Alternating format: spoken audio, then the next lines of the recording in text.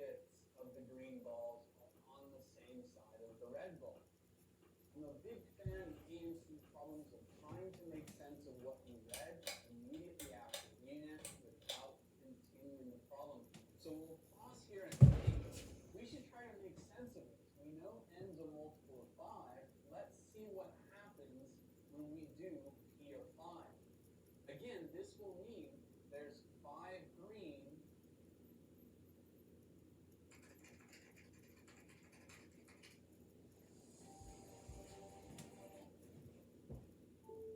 and 1 red. We want the probability that at least 3/5 of the green balls are on the same side of the red ball. We're going to need a notation to help us out. For starters, I'm going to use capital letters to represent the balls. We can have green, green, green, green, green, red, and this represents what we want. Now, the red ball can go in any of 6 different positions. Are there any that accomplish what we want?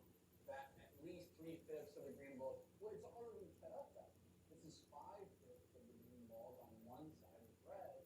It could be on the left or the right. Well, what if we did green, green, green, red, green, green? This still gives us